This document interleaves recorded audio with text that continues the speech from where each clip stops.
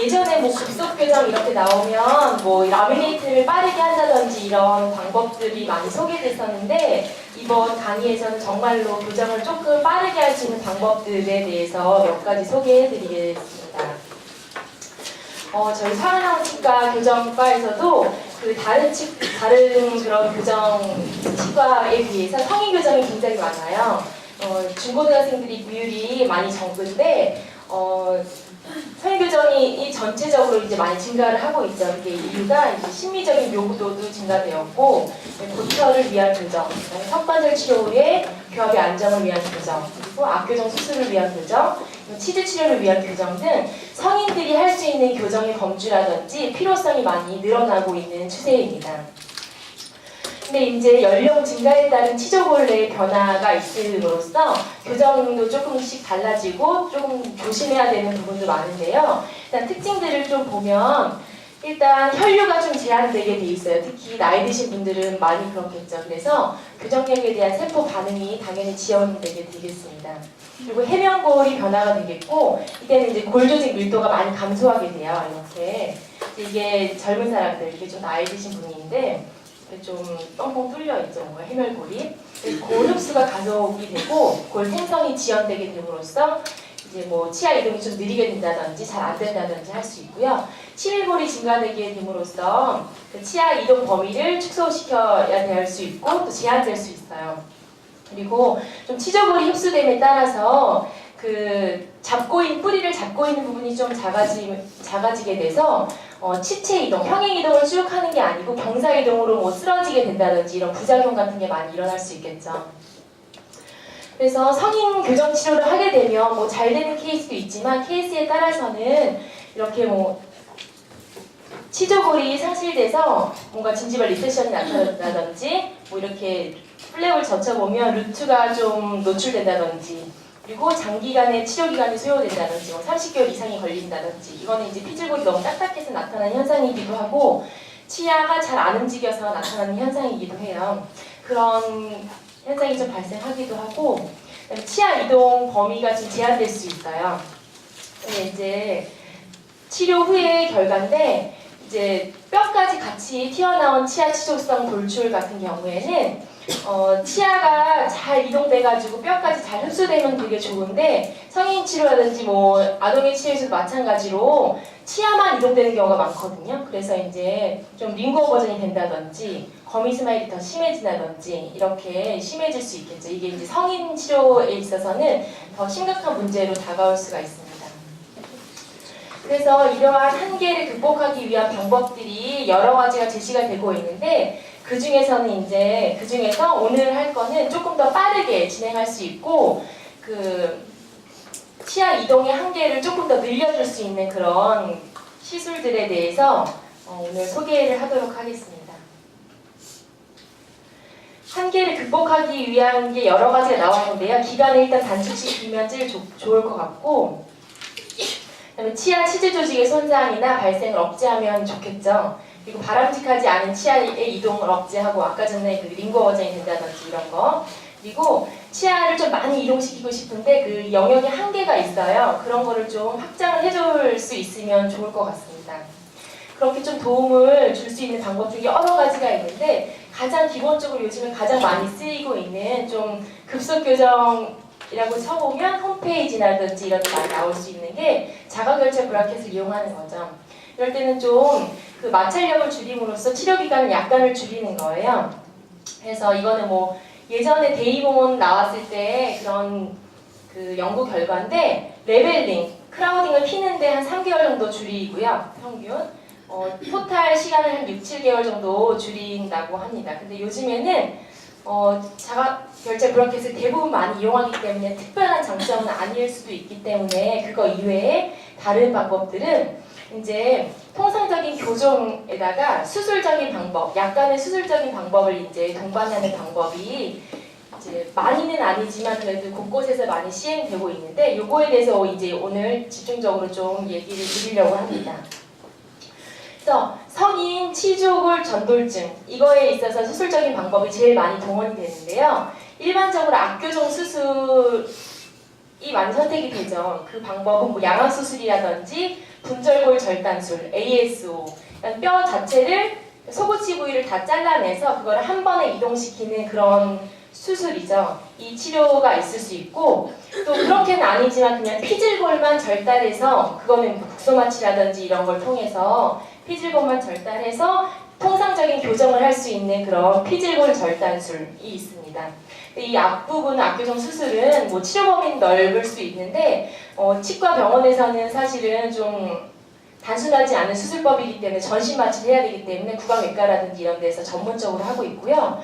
이제 사근왕 치과에서 혹시라도 이제 시행할 수 있는 부분은 이제 피질골 절단술. 예전에 저희 전 원장님 계셨을 때는 많이 시행했었던 걸로 알고 있었는데 지금 현재는 진행하지 않고 있습니다. 특별한 경우 빼고는. 이 피질골 절단술은 뭐냐면 치아를 둘러싸고 있는 칠밀골의 연속성을 차단하여 치아를 포함한 골편 자체를 이동하게 하는 술식이에요. 수술 방법 중에서 가장 덜 파괴적이고 악교정 수술이나 교정치료의 중간 형태라고 말할 수 있습니다. 그래서 이런 피질골 절단술을 이용하면 교정치료를 조금 어떤 케이스에서는 단순화시킬 수 있고 범위를 확대할 수 있기 때문에 자주 쓰시는 분들은 되게 유용하게 효과적으로 잘 하고 계십니다.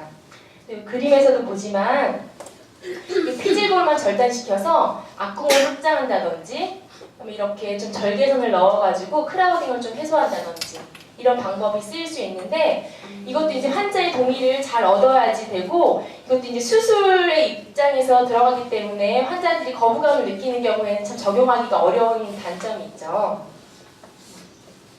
그래서 가장 먼저 교정 치료와 관련된 최초로 체계화시킨 사람이 1800년대 그 퀘렐이라는 사람이거든요. 그래서 이 사람의 피질골 절단술을 한번 보면 디자인을 최초로 이 교정 치료랑 연관돼서 했어요. 이 앞에 크라우딩을 이제 펴기 위해서는 이렇게 디자인을 넣어서 가철식 장치로 좀 피게 되고요. 그때는 고정식 장치가 없었어요. 다 가철식 장치였고 이 앞니에 뭔가 잘 움직임을 이동을 잘 시키기 위해서 이렇게 수직선으로 절개선을 좀 넣은 경우도 있었고 이렇게 좀 앞니를 다 뒤로 넣기 위해서 이런 절개선을 넣었고 그리고 여기 공간을 좀 많이 좀 뒤쪽으로 당기기 위해서 이렇게 빨간색 이 부위를 다 쳤죠. 피질골 절단술을 해가지고 뒤쪽으로 당겼고 앞공 확장을 위해서 이렇게 절개선을 넣었습니다. 이렇게 기본적으로 교정치료랑 관련돼서 이렇게 절개선을 디자인을 이제 처음으로 발표를 했죠, 이 사람이. 그래서 그 후로도 많이 이제 진전이 됐는데 이런 피질골 절단술의 장점을 캐리 얘기한 거를 보면 이제 치아 이동이 가장 큰 저항이 되는 게 이제 피질골층이거든요. 피질골층에 딱 치아가 닿게 되면 그때부터는 치아가 이제 그 기점을 중심으로 경사 이동을 하거나 그 닿는 점은 안 움직이니까 경사 이동을 하거나 더 큰 힘을 주게 되면 포리흡수라든지 뭔가 이런 게 일어나게 돼요. 그래서 그 피질골층을 절단해서 상악 치조골을 이동에 도움을 주는 거예요. 피질골층만 절단하다 보니까 해면골의 연속성을 유지시켜 줄 수 있죠. 그래서 골내의 영양 공급을 유지함으로써 다른 수술 방법에 비해서 치주 손상이 덜하고 그다음에 뼈 자체를 움직여주는 거니까 그 재발이라든지 이런 게 좀 덜할 수 있어요. 그리고 교정 치료 기간이 아무래도 감소가 되겠죠. 그럴 수 있습니다. 그렇게 장점을 이제 발표를 했었고, 근데 이게 또 딱 장점만 있는 건 아니죠. 모든 술식에는 장점과 단점이 다 있을 수 있는데 합병증을 보면 그 골막을 거상하거든요. 플랩을 제쳐서 하기 때문에 그 골막 거상이나 골 절단 시 열 손상이 발생할 수 있기 때문에 그거에 따라서 변형 치주 조직의 혈류가 감소될 수 있어요. 그러면 뭐 치은이 퇴축된다든지 치관 유두가 소실된다든지 치족을 흡수된다든지 기존에 가지고 있던 치주 질환이 있으신 분들은 그게 악화될 수 있는 그런 여건을 제공해 줄 수 있습니다. 그래서 이제 케이스를 잘 골라야 되고요. 그다음에 치수의 염증성 반응이라든지 혈관퇴화, 석회화 등도 조심스럽게 시행하지 않으면 당연히 일어날 수 있는 합병증 중에 하나겠죠.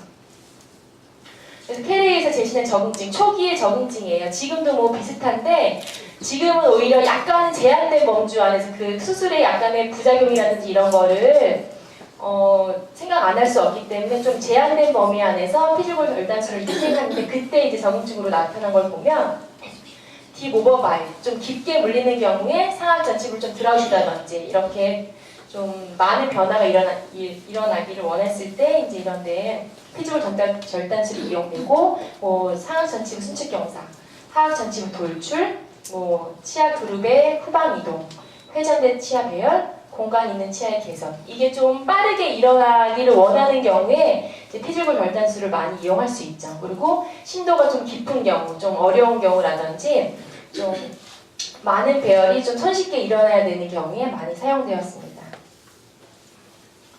그래서 그 당시에도 이제 피지컬 절단술을 잘하려면 요런 거를 좀 잘해야 된다라는 그런 뭔가 팁 같은 게 있었어요. 그래서 당연히 그 치근주의라든지 이런 데 피지컬 절단술 시에는 세심한 주의가 필요하고 협설칙을 피지컬 절단술을 할 때는 한 번에 시행하면 안 된다고 되어 있어요.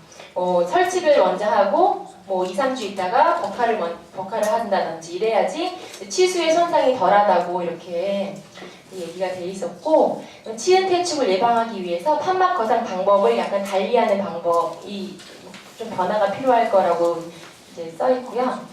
흡수성 고올 이식물을 이용해서 치수 성형술이라 이런 게 도입을 좀 고려해봐야 된다. 뭐 이런 얘기도 나와 있었습니다.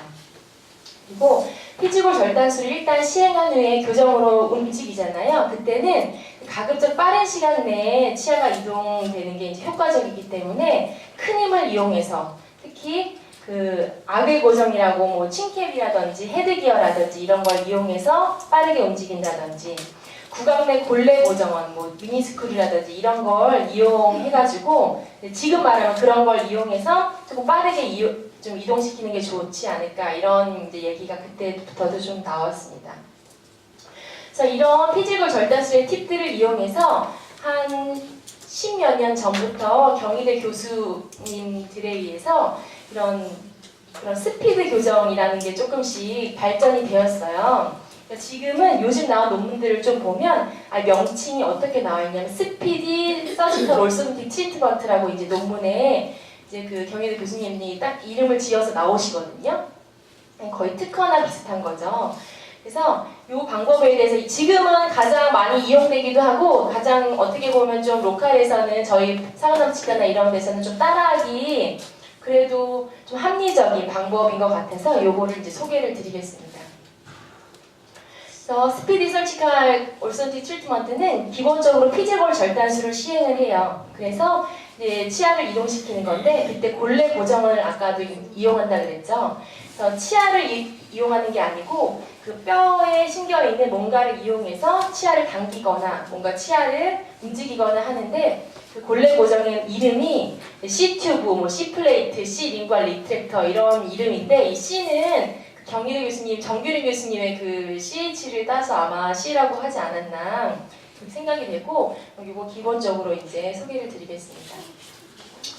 피지컬 절단술은 어떻게 설계를 하냐면 가능한 한 단순화하는 게 제일 좋아요. 왜냐하면 뭐 여러 군데 넣다기보다는 이제 기본적으로 이렇게 가서 수평도 가고 그다음에 이런 사각형의 구조를 갖는 게 제일 좋거든요. 뭐 중간에 뭐 따로 수직으로 뭐 절단을 한다든지 이런 것보다는 가능하면 모든 케이스에 비슷한 절단술을 넣어야지 이제 시스템화가 되고 좀 손상도 최소화할 수 있기 때문에 가능한 단순화하는 게 제일 좋고 절단술을 그리고 절단술 폭을 좀 넓게 하는 게 좋아요.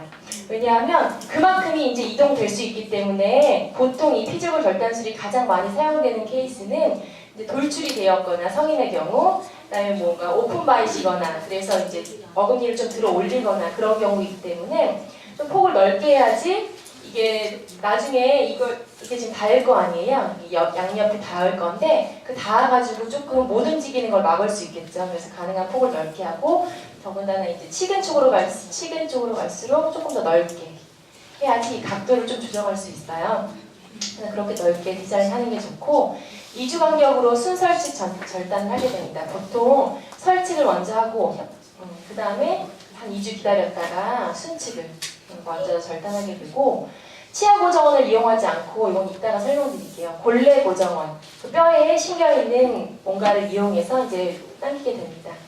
그리고 이 수술을 다 한 다음에 교정을 시작하는 거거든요. 그래서 교정을 시작할 때는 가능한 굵은 호선을 적용해서 치아가 많이 링거보전되거나 경사가 많이 흐트러지거나 이런 거를 막게 됩니다. 그래서 이 디자인을 보면 이런 식으로 돼 있죠. 하악도 사용을 하긴 하는데 하악보다는 상악을 많이 시행하는 것으로 알려져 있고요. 수직부, 수평부 이렇게 해서 가능한 한 넓은 이제 넓게 시행을 해줍니다. 그래서 여기서 나오는 원리를 이쪽에 명명을 했는데 컴프레션 오스테오제네시스예요. 실밀골 절단 양쪽 부위를 압착시킨다는 컴프레션이 누른다는 얘기죠. 그래서 뼈를 생성시킨다는 얘기인데 누르기도 하고 이렇게 구부러뜨리기도 하고 이건 밴딩 오스테오제네시스인데 이제 여기 이제 피질골 절단을 하게 되면 이런 식으로 좀 밴딩을 시켜가지고 치아가 너무 뻗어져 있는 치아라든지 이런 데는 좀 각도를 조절해서 넣기도 하고 아니면 각도를 좀 유지시키면서 넣기도 하고 그럴 때는 이제 교정장치 디자인이 약간 틀려지겠죠. 디자인을 좀 다르게 함으로써 치아 각도라든지 이런 거는 이제 추후에 수술 다음에 교정 치료로 좀 잡을 수 있습니다.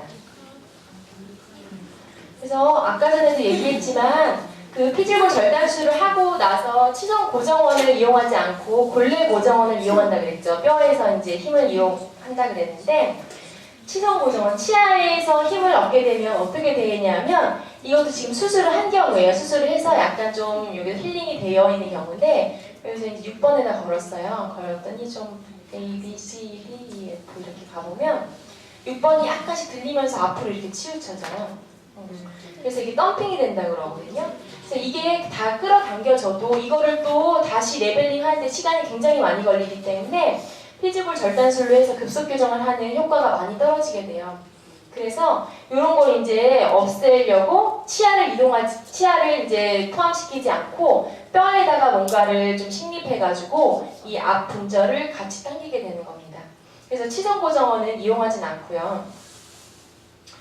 그래서 악외 교정장치 이렇게 하이플 헤드기어라든지 이런 걸 이용할 수도 있는데 이 케이스는 어떤 케이스냐면 지금 오픈 바이시 있죠. 앞니 속옷치기까지 쭉 오픈 바이시 있는데 이제 모델 서저리를 통해서 이만큼을 잘랐을 때 이제 뼈를 자르는 거예요. 치아를 자르는 게 아니고 뼈를 잘랐을 때 이제 오픈 바이시 좀 줄어드는 걸 볼 수 있어요. 그래서 그만큼을 예측하고 뼈를 이제 이렇게 자르게 됩니다.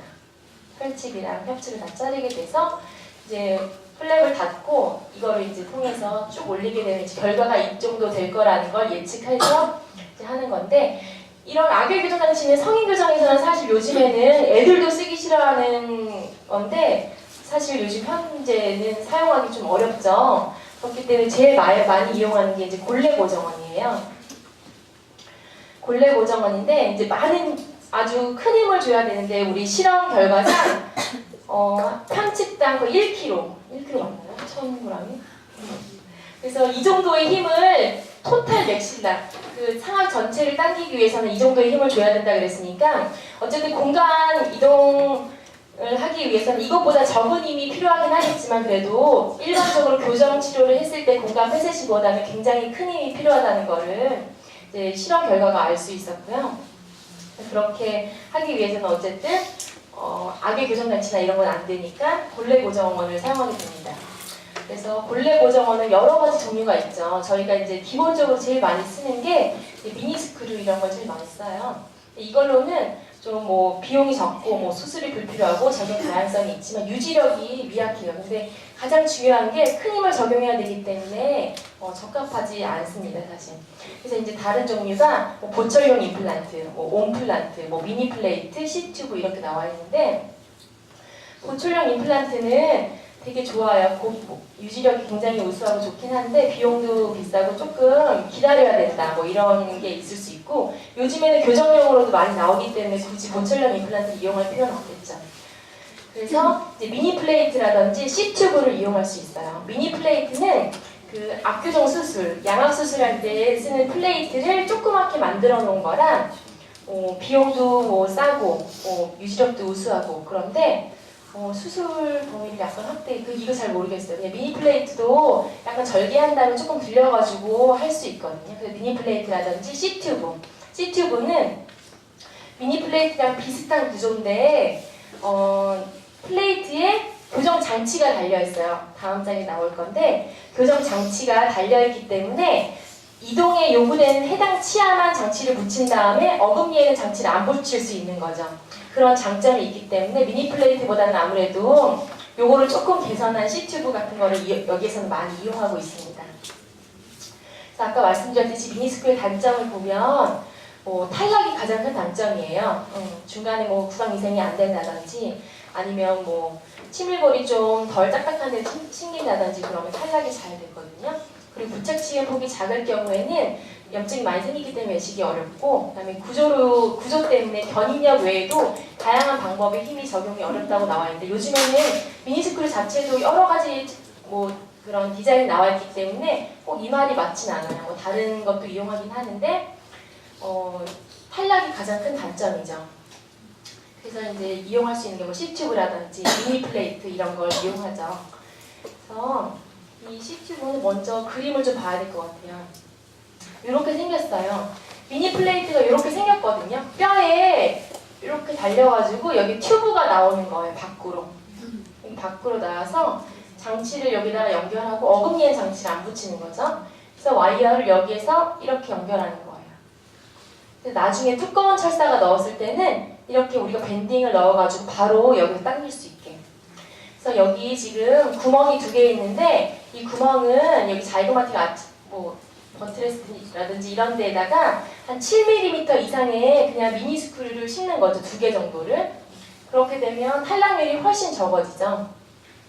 그래서 이렇게 디자인이 되는데 교정장치를 포함한 골래 고정원을 그쪽에서는 이제 C튜브라고 하고 그냥 골래 고정원의 일종이라고 생각하시면 되고, 구치부 교정장치를 대체했기 때문에 구치부 치아라든지 치주 조직 손상이 되는 기간을 감소시킬 수 있어요. 그리고 교정재료를 절감시킬 수도 있고 치료 역학을 단순화할 수 있죠. 왜냐하면 교정에 있어서 어금니가 어떻게 이동될지를 생각하지 않고 이동할 수 있기 때문에 단순화를 할 수 있고 치료 단순화해서 치료 타임을 감소시킬 수 있다고도 그쪽에서 얘기를 하고 있습니다. 그래서 이 C튜브는 위치는 어떻게 설정을 하냐 하면 교환면이랑 협체 치면과 평행하면서 치은과 치경부에서 각각 2mm씩 떨어지게. 근데 약간 떨어질 수 있어야지 클렌징이 되겠죠. 그 정도로 이제 위치시키면 되고, 교정과 의사라든지 외과 의사가 보기에 이 정도면 괜찮겠다 할 위치에다 이제 침입을 하면 됩니다. 그래서 이렇게 C튜브를 잘 이용할 수 있는 경우는 규치부 교합이 되게 좋아서 지금 상태로 좀 유지했으면 좋겠는 경우, 이런 경우에는 이제 이용하면 되게 유용하고요. 치주염과 음식 발생을 좀 적게 했으면 좋겠다. 그리고 치아에 걸 데가 없다. 어금니에. 그런 경우에. 그리고 이렇게 C튜브를 이용해서 교정치료가 좀 단축될 수 있겠다. 어금니를 이용하지 않기 때문에 그럴 경우. 그다음에 최대로 뼈를 좀 이용해서 확 넣어야겠다. 이런 경우에 이제 많이 이용할 수 있습니다. 사용 못하는 경우는 그거에 반대가 되겠죠. 치밀골의 두께가 불충분한 경우는 한번 열어봐서 다른 곳에 심거나 아니면 정말 못 심는 경우도 있고요. 환자가 이 가장 큰 문제긴 한데 환자가 이 필요성을 인정하지 못하는 경우는 일단은 피줄골 절단수조차도 이제 할 수 없는 경우가 되겠습니다. 그리고 외식 후에 유지나 안정을 기대하기 힘든 저작 습관을 가졌거나 뭔가 구강 내 위생 상태 조절 능력이 없는 경우, 그리고 유치열기, 혼합치열기 같은 경우에 투스점이라든지 투스버드가 손상을 입을 수 있는 경우에는 C튜브를 사용하지 못하겠죠. 탈락률 감소 방법은 이제 플랫 같은 걸 이렇게 접쳐봐서 치밀골이 충분한 위치를 선정하는 게 좋겠죠. 한번 눌러보거나 한번 심어보거나 이렇게 해서 선정하는 게 좋겠고, 또 중요한 게 그 튜브 자체를 플레이트를 약간 밀착되도록 조절하는 게 좋아요. 떠 있으면 아무래도 그 고정을 시키더라도 그 공간이 있기 때문에 이제 좀 탈락률이 높아질 수 있고, 충분한 길이 적어도 7mm 이상의 미니 스크류로 2개 정도 고정해야 되고, 당연히 구강 위생 관리를 천천히 해야겠죠. 또 다른 게 C 링구얼 리트랙터예요. 이게 이제 버칼에서만 당기게 되면 그 치아가 이렇게 안쪽으로 경사지게 되는 그런 힘이 발휘가 되거든요. 6점치의 저항 중심에서 벗어나기 때문에 이렇게 생기는 건데, 이 저항 중심이라는 건 뭐냐면 어떤 물체에 힘을 가했을 때 그 물체가 경사 이동을 안 하고 평행 이동이 될 수 있는 힘의 적용 부위예요. 그래서 치아를 잘 평행 이동시키려면 그 저항 중심을 찾아야 되는데 보통 그 육전체 저항 중심은 치경부에서 7음단으로 한 46% 떨어진 곳이에요. 이게 이제 설측 교정에 좀 유리한 건데 그래서 설측에서 당기면 교합 표면이 유지되면서 육전체 치체 이동이 이루게 한다 그래서 여기서 또 명명을 이렇게 진 거예요. C 링구알 리트랙터 라고 진 거죠. 그래서 링구알 리트랙터는 어떻게 생겼냐면 이렇게 생겼어요. 이렇게. 근데 이게 사더를 다 한 거예요. 일일이 다 사더를 해서 여기 훅을 달려있죠. 이 자체를 링구알 리트랙터로 하고 여기서 또 팔레이트에서도 또 당기거든요. 그러니까 버칼에서 당기고 팔레이트에서 당겨요. 이거를 C 플레이트라고 해요. 또. 그래서 어쨌든 장치 디자인이 이렇게 좀 여러 가지로 교정과 의사라든지 외과 의사에 맞게끔 잘 고용될 수 있다는 점에서 여기는 되게 유용성이 높다고 할 수 있습니다. 이 술식은. 그래서 피지골 절단술 한 다음에 보통 한 4개월 정도 당겨요. 4개월 정도 당기면 여기가 다 메꿔지거든요. 메꿔진 다음에 그 다음에 통상적인 교정을 해서 나머지 조금 남아있는 공간이라든지 이런 거 메꾸게 되는 겁니다. 그래서 이렇게 그림 보시면 되고요. 버칼에서도 좀 잡아주고 링구알에서도 당기고 어금니에 장치가 없고 이런 디자인도 있죠. 그래서 효과적인 직례를 보면 아까도 얘기했지만 치아 치조골 전돌증이라든지 개방교합 성인에서 특히 이런 직례에 가장 효과적입니다. 직례를 보면 이제 이렇게 좀 돌출이 심한 경우죠. 보통 상악 전치부가 다 레이비에 보장되어 있기 때문에 통상적으로 4, 4번 발치하고 14, 24, 34, 44 발치하고 교정을 해도 큰 무리가 없을 정도로 그래도 환자분이 어느 정도 만족할 수 있을 정도예요. 근데 이 케이스에서는 상악은 피질골 절단술을 이용해서 확 당겼고요. 아래도 비슷한 거를 이용해 아래에서는 자세히 나오진 않았고요. 보면 이제 먼저 피질골 절단술을 설치부터 먼저 시작을 해요. 그런 다음에 3주 있다가 버칼 쪽에 그런 다음에 이틀 후부터 당기거든요. 당길 때 보통 아까 전에 뭐 링구알 리트랙터라든지 이런 걸 이용하지 않고 또 이 교수님이 그 다리가 길이가 짧을 때 다리를 좀 늘려주는 디스트랙터라는 그런 장치가 있어요. 그 장치를 역으로 해서 그걸 줄이는 그런 디스트랙터를 이용해서 일주일 만에 이 공간을 다 닫으셨어요. 일주일 만에. 거의 수술이랑 똑같죠. 근데 이게 국소마취로 한 거죠, 다. 일주일 만에 줄여서 그 나머지 기간을 이제 배열을 하고 총 기간은 여기서 헷갈린다. 총 기간은 잘 모르겠는데 한 4, 5개월에서 6개월 정도 걸렸던 것 같아요. 그렇게 해서 이제 총 토탈로 이제 끝난 케이스인데 획기적이죠. 이렇게 걸렸어요. 거의 동남아 사람이 일본인처럼 걸렸죠. 한국 사람인데. 그래서 굉장히 저도 깜짝 놀라가지고 4개월 걸렸던 것 같아요. 케이스가. 그래서 이런 케이스도 있다. 이제 이렇게 짧게 환자들이 원하는 경우에 해줄 수도 있다. 이런 걸 이제 알고 해야 되죠.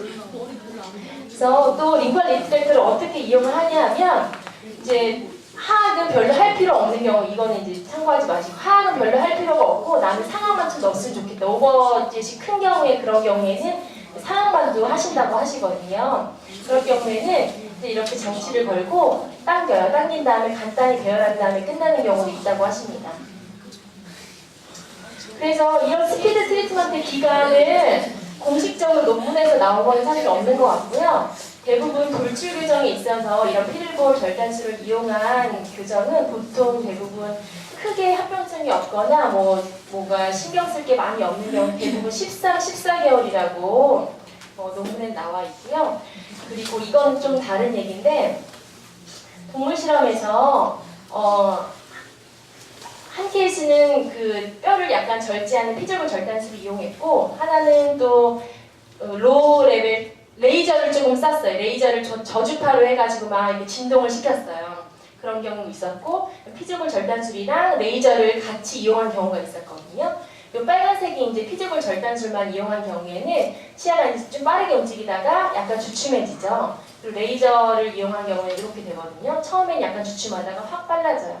그러니까 두 개가 굉장히 비슷하게 효과가 좋다는 얘기예요. 피지골 절단술이나 레이저나. 근데 피지골 절단술과 레이저를 같이 이용한 경우에는 오히려 정상 아무것도 안 이용한 것보다는 이제 더 효과가 떨어졌어요. 이건 좀 신기해가지고 제가 넣어봤는데 어쨌든 이렇게 피지골 절단술이 그래도 초기에 확 움직이는 데는 효과가 있었다는 거를 이런 데이터로 이제 증명을 할 수 있고 이런 저주파의 레이저조차도 약간의 효과가 있는데 이게 이제 작년에 요거는 이게 조금 이따가 설명을 드리겠습니다.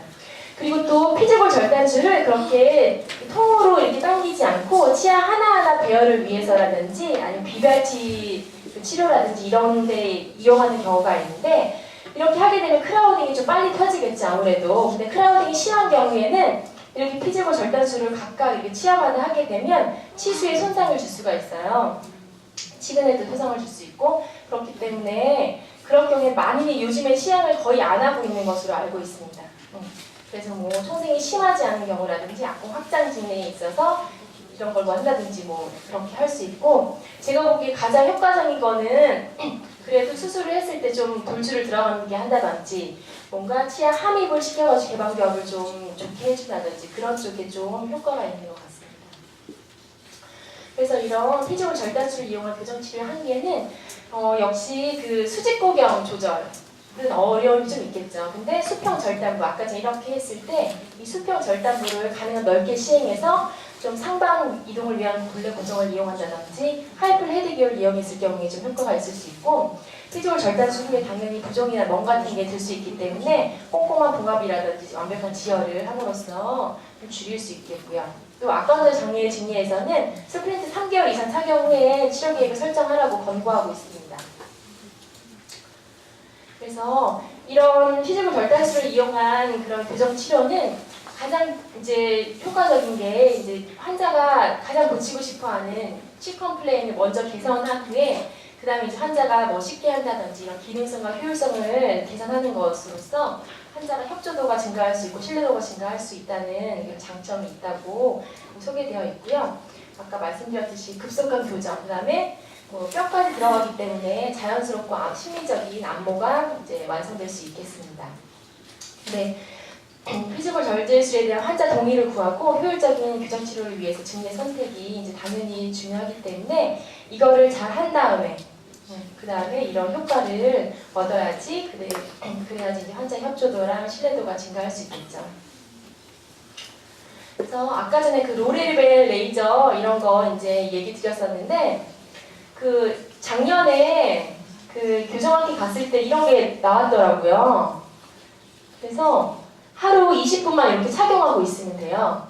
이렇게 덜덜덜 떨리는 건데 하루 20분 착용으로 치료 기간을 38%에서 50% 정도 단축시킨다고 하는데 그 데이터는 사실 어디까지 믿어야 될지는 사실 모르겠는데 미국 어디에서는 이게 받아들여졌다고 하니까 어쨌든 한국에서도 많이 활용이 될 거라고 이제 예상은 하는데 아직 들어온 지는 얼마 안 된 것 같아요. 어쨌든 이렇게 신기한 것도 있습니다. 그래서 어쨌든 성인 교정이 많아지기 때문에 조금 더 편하게, 조금 더 빠르게 이렇게 할 수 있는 교정법이 많이 개발을 하려고 하거나 아니면 기술이 많이 발전하고 있거든요. 그래서 사과나무 치과에서도 이런 데 좀 촉각을 관심을